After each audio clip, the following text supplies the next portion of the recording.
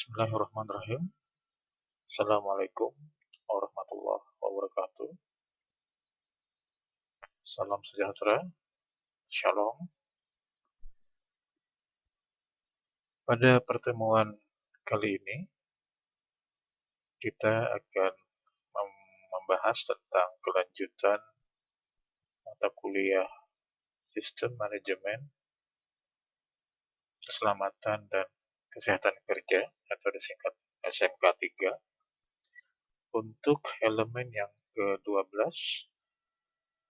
tentang pengembangan keterampilan dan kemampuan. Elemen ke-12 ini adalah elemen terakhir dari keseluruhan elemen yang ada di dalam Peraturan Pemerintah Nomor 50 Tahun 2012 tentang penerapan Sistem Manajemen Keselamatan dan Kesehatan Kerja atau yang disingkat dengan SMK 3. Baik, saya akan mulai share screen agar bisa dilihat.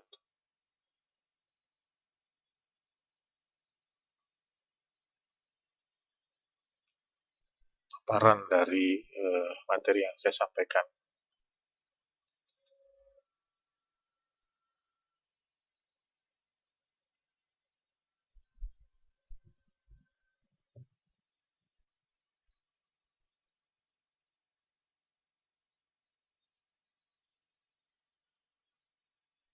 Oke, ini dia materi tentang sistem manajemen ketiga, yaitu pada elemen tentang pengembangan keterampilan dan kemampuan. Berdasarkan Peraturan Pemerintah Nomor 50 Tahun 2012, di mana elemen ini berada pada elemen yang ke-12.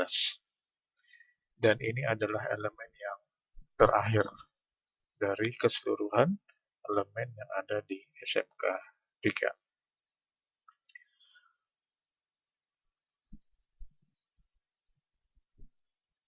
Pengembangan keterampilan dan kemampuan ini terdiri dari 5 sub-elemen. Sub-elemen pertama, 12.1, tentang strategi pelatihan.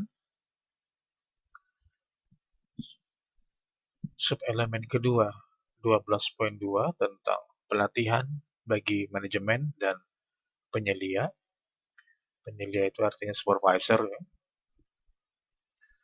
Kemudian 12.3 tentang pelatihan bagi tenaga kerja. 12.4 tentang pelatihan, pengenalan pelatihan untuk pengunjung dan kontraktor. Dan sub-elemen yang terakhir yaitu pelatihan keahlian khusus. Jadi diingat saja untuk elemen terakhir pada elemen ke-12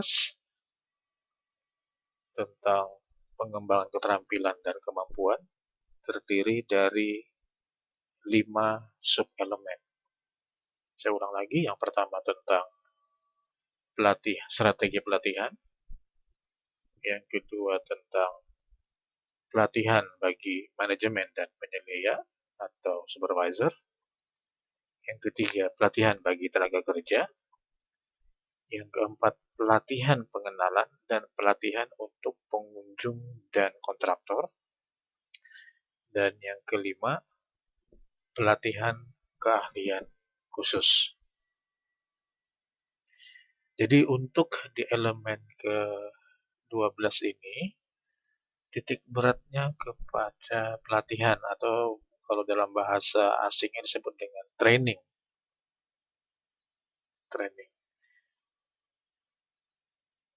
Dalam SMK 3, elemen ke-12 mewajibkan sebuah perusahaan untuk memiliki strategi pelatihan, untuk memiliki modul-modul pelatihan kepada manajemen dan kepada supervisor, juga memiliki program pelatihan dan modul-modul pelatihan, modul-modul training kepada para tenaga kerja yang berada dalam perusahaan. Juga pelatihan untuk visitor atau pengunjung atau tamu yang ada di perusahaan. Dan pelatihan juga untuk kontraktor-kontraktor yang bekerja di bawah perusahaan. Dan terakhir ditambah dengan pelatihan khusus untuk tenaga ahli yang memiliki atau yang didelegasikan atau ditugaskan untuk memiliki keahlian khusus. Ini berarti bahwa praktis perusahaan itu harus memiliki departemen training. Makanya mengapa seperti pada pertemuan sebelumnya, saya jelasin kepada Anda bahwa untuk sektor kecil dan menengah atau usaha kecil menengah UMKM, praktis mereka akan kesulitan untuk menjalankan atau menerapkan SMK 3. Karena dalam SMK 3 ada kewajiban untuk perusahaan memiliki strategi pelatihan, memiliki modul-modul pelatihan. Berarti juga ada trainernya, ada ruang kelasnya, ada jadwalnya, ada jadwal pelatihan yang diperuntukkan kepada karyawan, tenaga kerja, kepada manajemen, kepada supervisor, kepada tamu, kepada pengunjung, bahkan kepada kontraktor yang berada di bawahnya, dan pelatihan kepada keahlian khusus. Sangat sulit bagi perusahaan kecil dan menengah untuk bisa menerapkan SMK 3. Karena memang SMK 3 ini ditujukan kepada perusahaan-perusahaan yang sudah mapan, yang relatif lebih besar, yang memiliki kemampuan untuk membuat departemen training. Dan wajib harus ada. Oke, baik. Kita lanjutkan. Sub-elemen strategi pelatihan. Sub-elemen 12.1 dari 7 elemen tadi. Dari 5 sub-elemen tadi. Tentang strategi pelatihan. Untuk strategi pelatihan, ini ada 7 kriteria. Kriteria 12.1.1, analisis kebutuhan training K3 sesuai dengan regulasi. Jadi perusahaan memiliki kecakapan atau para orang yang bekerja di perusahaan di bidang training memiliki kecakapan untuk menganalisis kebutuhan training apa yang akan diperlukan kepada karyawan. Jadi ada tenaga ahli khusus di bidang training yang membuat training need analysis, analisa kebutuhan training, sehingga nanti bisa diterapkan kepada karyawan. Karyawan A misalkan butuh training A, B, C. Karyawan B butuh pelatihan FGH misalkan, dan seterusnya. Ini berarti bahwa ada orang yang ditugaskan untuk membuat analisis tentang kebutuhan training. Dalam hal ini kebutuhan training tentang K3 yang disesuaikan dengan regulasi. Sudah barang tentu regulasinya adalah regulasi pemerintah. Berarti ada analisa kebutuhan training yang disesuaikan dengan regulasi pemerintah.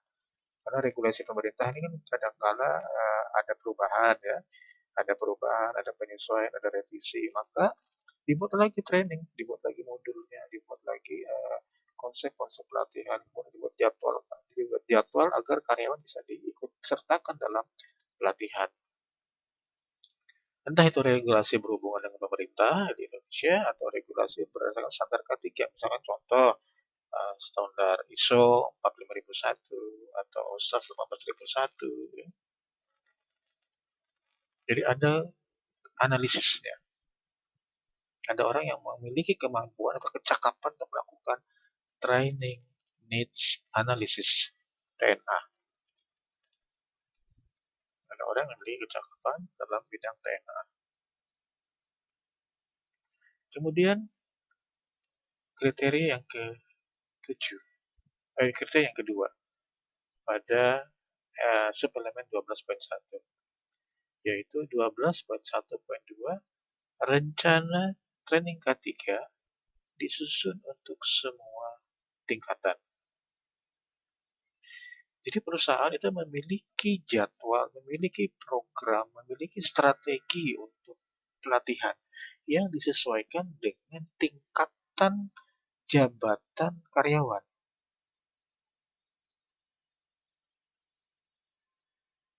Untuk level pekerja, ada trainingnya untuk K3. Untuk level supervisor atau untuk di atas, di bawah level leading hand. Untuk jabatan leading hand, ada training. Untuk jabatan supervisor, ada training K3. Untuk jabatan superintendent, ada kriteria, ada pelatihannya. Untuk jabatan manajer, ada pelatihan K3.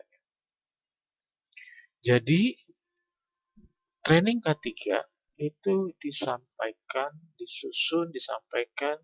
berdasarkan jenjang kepangkatan karyawan. Ini berarti bahwa ada jadwalnya, ada rencananya, ada planning, ada manajemen trainingnya. Ini untuk yang kriteria kedua. Sekarang kriteria yang ketiga. Jenis training K3 harus disesuaikan kebutuhan pengendalian potensi bahaya. Nah, pelatihan K3 yang diberikan kepada karyawan, kepada leading hand, kepada supervisor, kepada mandor, kepada foreman yang mandor, kepada manajer, itu disesuaikan dengan potensi bahaya di perusahaan tersebut. Misalkan contoh, perusahaan tersebut merupakan perusahaan yang bergerak dalam bidang manufaktur. Maka pelatihannya dititik beratkan kepada potensi bahaya bidang manufaktur. Atau misalkan perusahaannya itu adalah perusahaan yang bergerak di bidang kuliner. Maka training K3 yang diberikan itu dititik beratkan kepada potensi bahaya pekerjaan kuliner.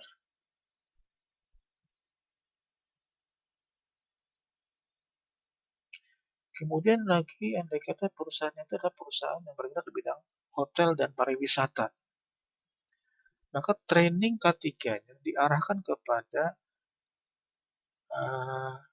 potensi bahaya hospitality pada pekerjaan pariwisata dan perhotelan. Kemudian andai kata perusahaan itu adalah perusahaan bidang konstruksi misalnya, maka training yang diberikan kepada karyawan itu ada training K3 yang berhubungan dengan bagaimana cara mengendalikan potensi bahaya di bidang konstruksi. Jadi lain sektor usaha dalam sebuah perusahaan, lain pula trainingnya. Disesuaikan, aplikasinya disesuaikan dengan sektor perusahaan masing-masing. Jadi ini berarti bahwa ada trainer, ada modul, ada buku-buku, ada handout yang dipakai untuk menyelenggarakan pelatihan.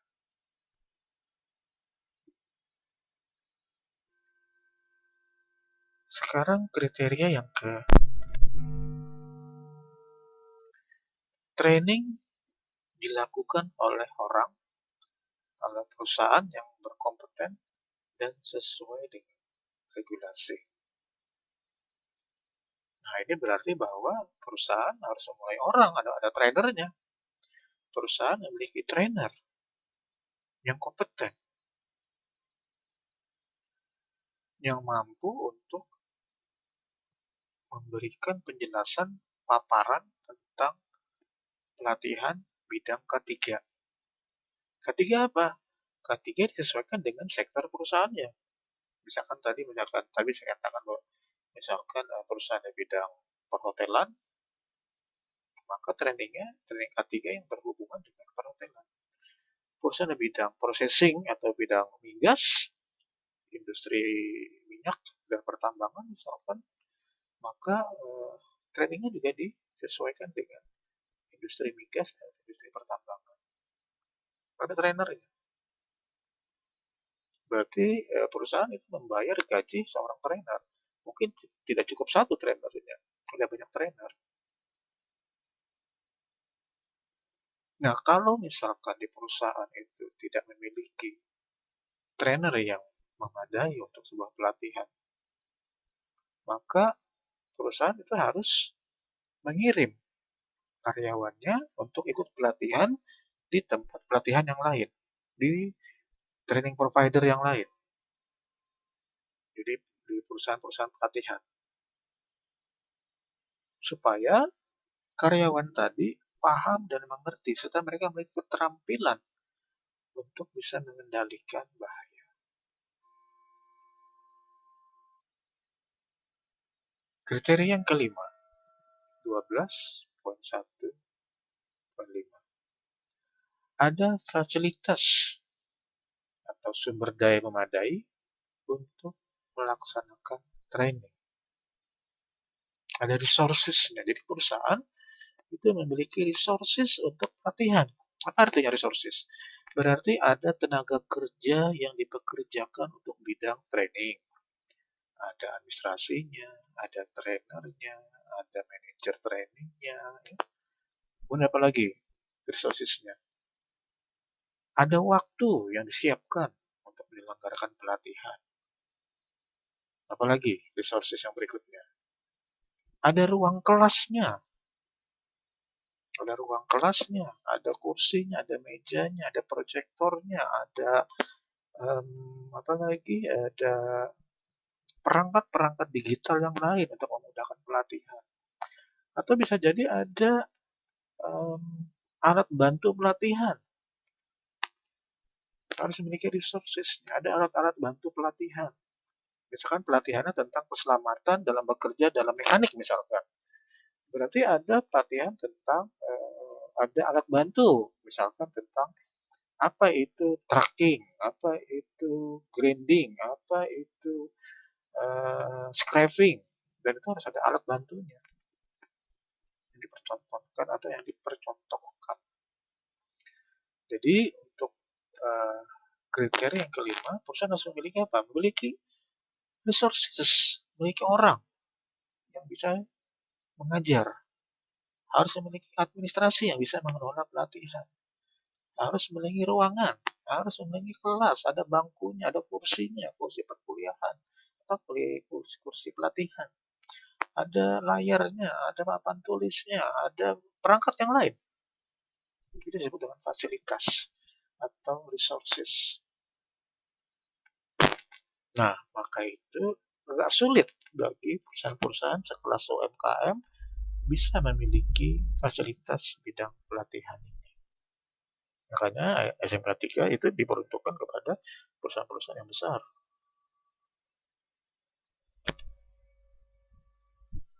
Karena hanya perusahaan besarlah yang mampu menyelenggarakan ini. Untuk perusahaan UMKM nanti menyusul Insya Allah nanti pemerintah akan menerbitkan juga aturan tentang penerapan standar keselamatan untuk UMKM. Mungkin agak berbeda dibandingkan dengan SMK 3. Tapi prinsip dasarnya sama saja, yaitu tentang pengendalian bahaya. Kriteria yang ke-6, perusahaan mendokumentasikan dan menyimpan catatan seluruh training. Jadi pada saat pelatihan ya ada dokumentasinya, ada absensinya, ada ya daftar hadirnya ya, ada modulnya, ada buku-buku pelatihannya, ada handout-nya. Itu semua didokumentasikan, disimpan, diarsipkan dengan baik.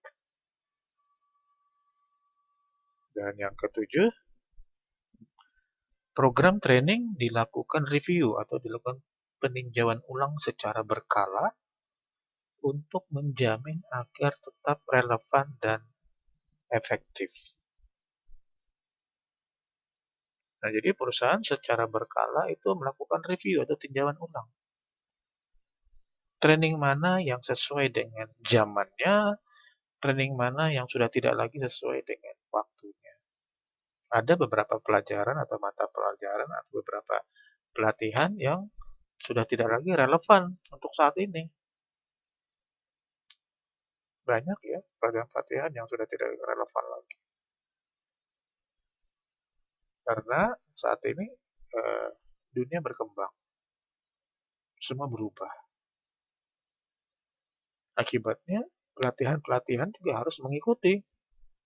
Karena tidak ada gunanya pelatihan diberikan tapi tidak applicable. Tidak bisa diterapkan. Sementara K3 ini training yang ditujukan untuk seseorang bisa mengetahui, mempunyai kecakapan dan keahlian di bidang pengendalian potensi bahaya. Oke, ini tadi sub elemen pertama, yaitu tentang strategi pelatihan.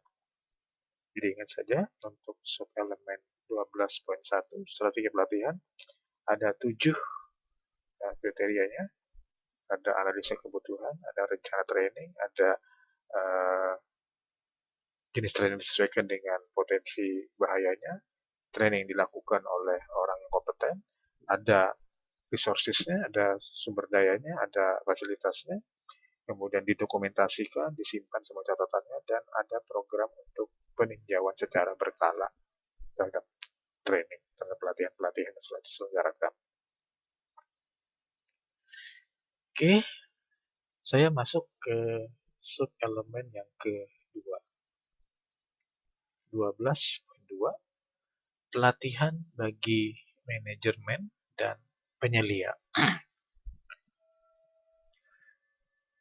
Pelatihan bagi manajemen dan penyelia atau supervisor ini terdiri dari 2 kriteria. Kriteria yang pertama, 12.2.1, anggota manajemen eksekutif dan pengurus berperan serta dalam training yang mencakup penjelasan tentang kewajiban hukum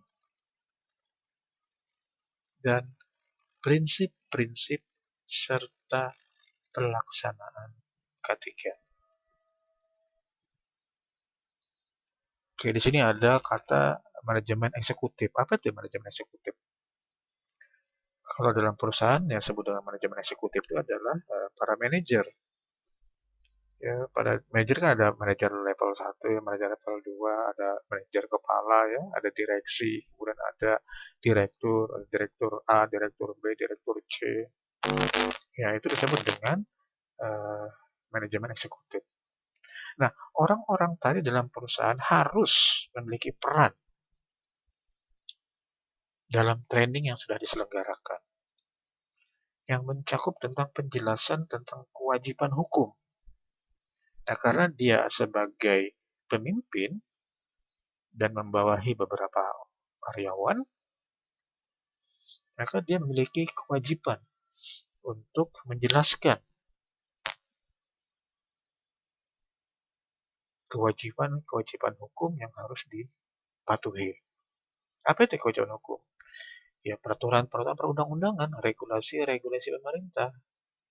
Entah itu regulasi tentang K3, entah itu regulasi tentang pangan, entah itu regulasi tentang kesehatan, entah itu regulasi tentang lingkungan, dan tetap bertanggung jawab untuk menjalankan regulasi tersebut, serta memegang teguh prinsip-prinsip dalam pelaksanaan K3. Nah, seperti beberapa pertemuan sebelumnya saya sampaikan bahwa dalam hal manajemen safety, manajemen K3, itu dimulai dari atas ke bawah, bersifat top down, dari atas ke bawah, bukan dari bawah ke atas. Kalau dari bawah ke atas namanya demokrasi. Tapi kalau dalam manajemen K3 itu sifatnya dari top down, dari atas dulu, pucuk pimpinannya dulu harus aware terhadap K3. Bagaimana mungkin anak buah itu bawahan aware terhadap K3 kalau atasan sendiri tidak peduli dengan K3? Maka itu eh, atasannya harus tahu dulu. Makanya ada training namanya ada training disebut dengan safety leadership, eh, kepemimpinan dalam hal kepedulian keselamatan kerja, safety leadership. Nah, itu biasanya diberikan kepada para manajer, kepada direktur, ya, kepada dewan direksi, karena mereka lah orang yang memegang peran penting, mereka yang pengambil keputusan untuk menerapkan K3 dengan baik atau tidak. Jadi misalkan ada yang tidak bersesuaian terhadap penyelenggaraan K3, maka orang yang paling pertama kali dipersalahkan adalah para direksinya. Direksinya, bukan karyawan. Bukan karyawan. Karena mereka adalah orang-orang yang memiliki kewenangan untuk menerapkan K3. Kriteria yang kedua, 12.2.2. Manajer dan supervisor, atau kalau dalam bahasa Indonesia disebut penyelia, mendapatkan training yang sesuai dengan peran dan tanggung jawab mereka. Jadi para manajer dan para supervisor itu dapat pelatihan juga, dilatih, diajari juga oleh perusahaan. Diajari perusahaan sesuai dengan peran mereka masing-masing. Sesuai dengan job desk mereka. Dan seorang barang tentu pelatihan di sini dititik beratkan kepada pelatihan tentang K3. Jadi manajer juga ada pelatihannya untuk K3 dan supervisor juga ada pelatihan untuk K3.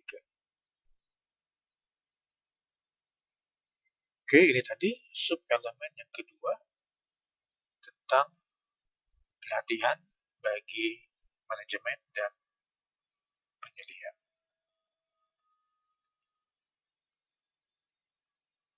Saya lanjutkan lagi ke sub elemen yang ketiga dari 5 sub elemen dalam elemen ke-12 ini.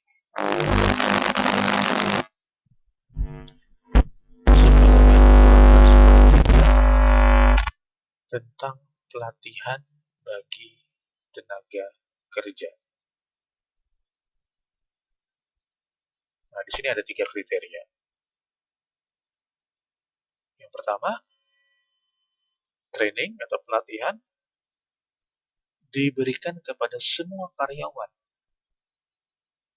Jadi semua karyawan itu dapat pelatihan tentang K3, termasuk karyawan baru dan karyawan pindahan atau karyawan pindahan. Jadi misalkan dari kantor cabang, contoh misalkan dari kantor cabang di Surabaya dikirim ke kantor cabang Jakarta, atau dari kantor cabang di Yogyakarta dikirim ke kantor cabang di Balikpapan dalam satu perusahaan yang sama.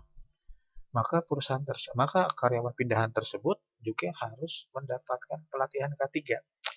Karena bisa jadi beda tempat, beda lokasi kerja, maka beda juga potensi bahayanya. Oleh karena itu, semua karyawan, baik itu karyawan yang baru ataupun karyawan pindahan, apalagi karyawan yang sudah lama ya, harus diberi pelatihan. Pelatihan apa? Pelatihan tentang K3. Agar mereka dapat menjalankan tugas mereka secara aman, terhindar dari potensi bahaya. Jadi berarti di sini adalah semua karyawan tanpa kecuali, mulai dari level paling rendah. Misalkan di kantor tuh ada office boy-nya diajari juga. Jadi satu kelas dibuatkan khusus untuk training K3 khusus untuk office boy. Kemudian ada lagi karyawan untuk buruh, Nah, buruh juga dimasuk kelas lagi, training lagi semua untuk bidang K3. Diajari mereka. Oke. Itu tadi untuk jenjang supervisor ke bawah, itu disebut dengan tenaga kerja, karena mereka juga harus diajari. Tidak boleh ada pekerja dalam sebuah perusahaan diminta bekerja tanpa mereka diberitahu dulu potensi bahayanya. Nah, ini sering terjadi. Ini sering kali terjadi, banyak karyawan itu disuruh kerja saja tanpa diberitahu dulu, tanpa di-training dulu. Akibatnya terjadilah kecelakaan.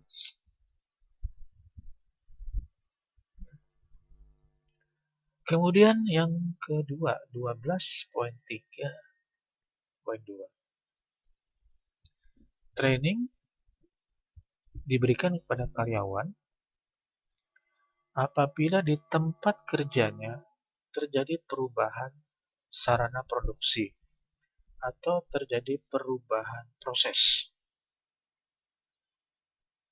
Nah, jadi karyawan atau mereka yang melaksanakan tugas secara langsung di lapangan, manakala ada perubahan, misalkan contoh, ada alat yang baru datang, sistemnya berbeda, cara kerjanya berbeda, maka orang yang akan mengoperasikannya harus di-training dulu, harus diajari dulu, diberitahu dulu apa saja eh, potensi bahayanya dalam mengoperasikan alat yang baru tadi. Diajari tata kerjanya, diajari prosedur-prosedurnya, agar jangan sampai menimbulkan kecelakaan, baik itu kepada karyawan atau kecelakaan kepada mesin itu sendiri. Mesin didatangkan tapi tidak mengerti cara mengoperasikannya, tidak pernah diajari, tidak pernah di-training, kemudian langsung disuruh saja atau berinisiatif menjalankan sendiri, tiba-tiba jadi rusak. Nah, itu artinya menghambat produksi karena mesinnya rusak. Atau misalkan ada proses yang berubah. Ada pekerjaan di mana tata urutannya atau prosedurnya mengalami perubahan. Bisa jadi perubahannya karena datangnya mesin baru, kemudian ada efisiensi misalkan ya. Jadi harus ada perubahan dalam proses. Nah, selama ada perubahan proses, setiap ada perubahan proses, perubahan prosedur, maka karyawan yang akan mengoperasikannya itu harus diajari lagi, di-training lagi ya, masukkan kelas dulu ya. Kemudian disampaikan aspek-aspek apa saja yang bisa menimbulkan potensi bahaya. Bagaimana cara mengendalikannya? Bagaimana mengoperasikannya agar mesin tidak rusak? Bagaimana prosedur-prosedurnya A, B, C, D, E, dan seterusnya harus dijalankan secara prosedural.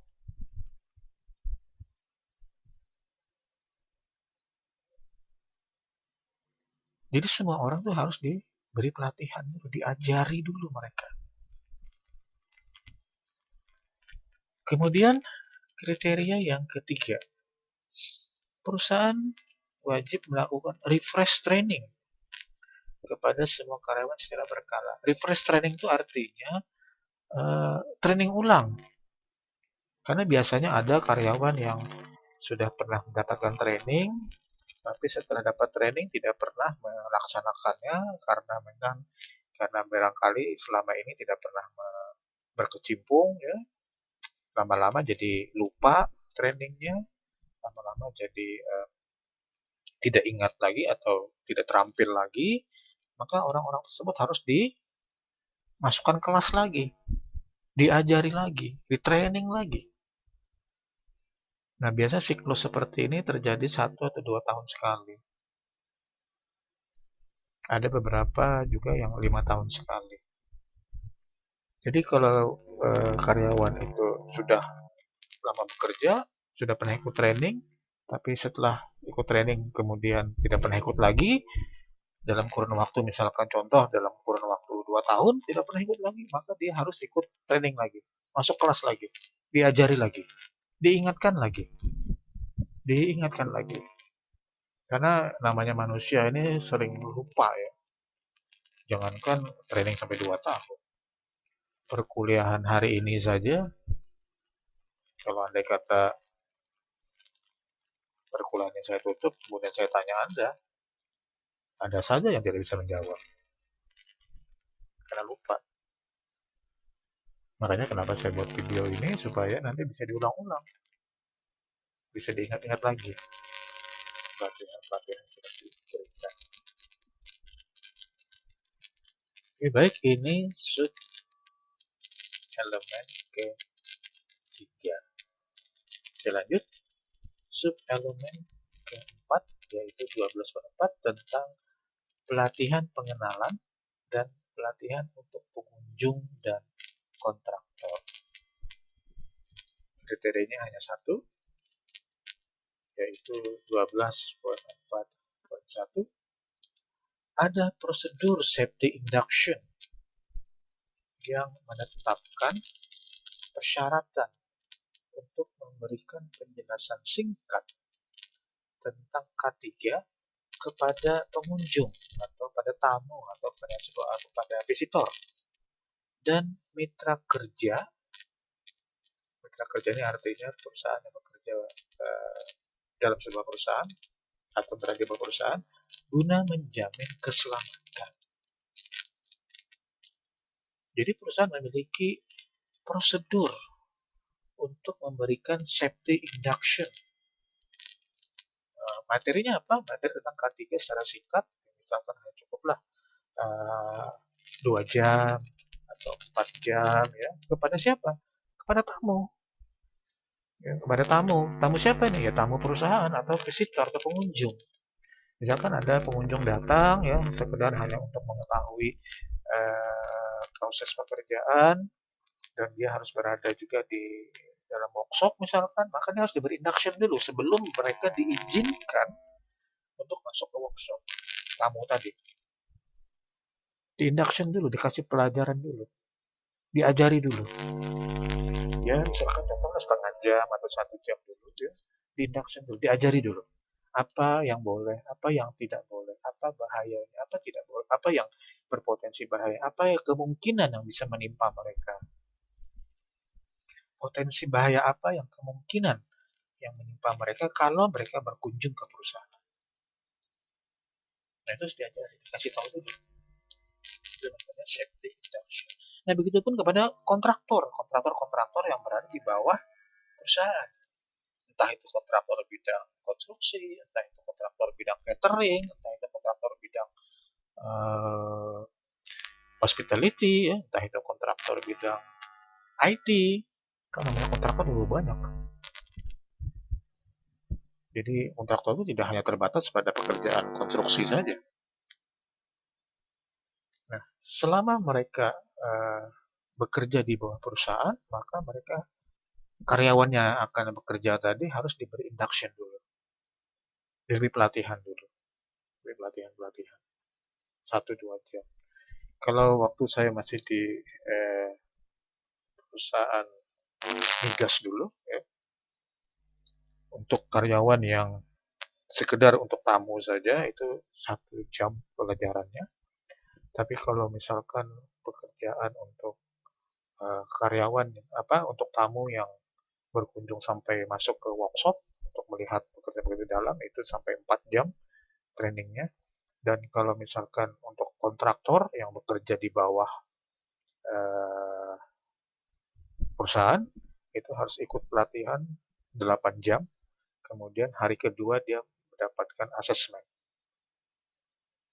ada ujiannya. Nah, baru kemudian diberi badge atau tanda pengenal.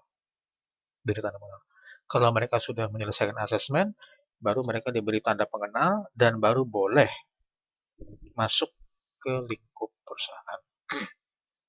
Jadi selama mereka belum diberi induction, belum diberi pembelajaran, belum ada ujiannya, mereka tidak diizinkan dan tidak diberikan tanda pengenal. Jadi tanda pengenal itu baru diberikan setelah mereka di induction dulu. Jadi kalau misalnya untuk kontraktor itu sampai dengan 2 hari induction, diajari mereka 2 hari. Jadi kalau selama 2 hari itu masih ada kecelakaan, ya keterlaluan juga sih, sudah diajari kok, sudah diberitahu. Oke, ini yang sub elemen keempat. Dan ini yang terakhir, sub elemen yang kelima, 12.5 tentang pelatihan keahlian khusus. Ini hanya ada satu kriteria saja, 12.5.1. Perusahaan mempunyai sistem yang menjamin kepatuhan terhadap persyaratan lisensi atau kualifikasi sesuai regulasi untuk melaksanakan tugas khusus, melaksanakan pekerjaan atau mengoperasikan peralatan. Nah, kata kuncinya di sini adalah kepatuhan. Kepatuhan terhadap regulasi, terhadap lisensi, terhadap kualifikasi. Ya, salah satu syarat menjadi seorang K3 memang harus patuh pada regulasi. Kalau Anda saja tidak patuh pada regulasi, ya bagaimana Anda bisa mengharapkan orang lain juga patuh?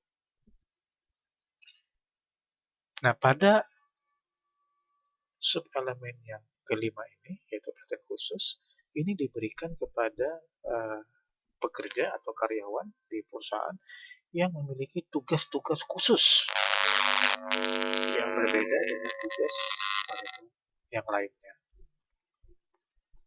Maka mereka diberi pelatihan lagi, diberi pelatihan tentang standarnya, tentang prosedurnya, tentang kualifikasinya, lisensi-lisensi yang harus mereka penuhi, regulasi-regulasi yang harus mereka patuhi. Nah, untuk pelatihan khusus ini biasanya memang tidak banyak yang mengikutinya karena memang pekerjaannya khusus. Misalkan contoh, pelatihan khusus di bidang bekerja di ketinggian. Yang seperti yang pernah saya sampaikan pada pertemuan sebelumnya. Maka dia diajari tentang bagaimana cara bekerja di ketinggian. Karena khusus untuk bekerja di ketinggian.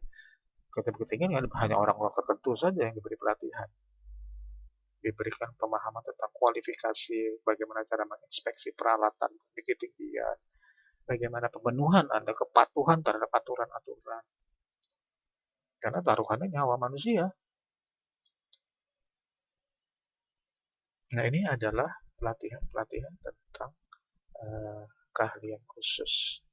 Misalkan contoh lagi, pelatihan tentang bekerja di ruang terbatas, ruang yang memiliki kadar oksigen rendah, atau barangkali berada di ruangan yang bahkan tidak ada oksigennya. Sehingga Anda harus menggunakan asparatus, harus menggunakan SCBA, harus menggunakan tabung oksigen untuk bisa masuk dalam pekerjaan tersebut. Atau pelatihan khusus misalkan tentang pengelasan di bawah kedalaman laut. Nah, diajari juga bagaimana cara mengelas di bawah laut, apa aspek-aspek bahayanya. Dan Anda harus tahu, jadi Anda bisa mengeliminasi atau membuat memprediksi bahaya apa yang mungkin bisa menimpa saya kalau saya mengerjakan tugas ini. Makanya diajari. Oke, subelemen 12.5 ini adalah subelemen terakhir dalam elemen ke-12. Berarti semua semua elemen mulai dari elemen 1 sampai dengan elemen ke-12 sudah dijelaskan dan dipaparkan, dan ini adalah elemen terakhir dari SMK 3 sesuai dengan Peraturan Pemerintah Nomor 50 Tahun 2012. Baik, saya kembalikan ke tampilan awal. Itu tadi penjelasan saya tentang elemen ke-12, tentang pengembangan keterampilan dan kemampuan. Jadi titik beratnya ini adalah pada bidang pelatihan, bidang training. Dan perusahaan harus bisa menjamin bahwa karyawan yang berada di dalam lingkup perusahaan mereka adalah orang-orang yang sudah terlatih dan memiliki keterampilan dan kecakapan khusus di bidang masing-masing. Baik, itu saja penjelasan saya tentang elemen ke-12, yakni elemen terakhir dalam SMK 3. Saya tutup, kurang lebihnya saya mohon maaf. Wabillahi taufiq wal hidayah. Assalamualaikum warahmatullahi wabarakatuh. Shalom dan salam sehat buat semua.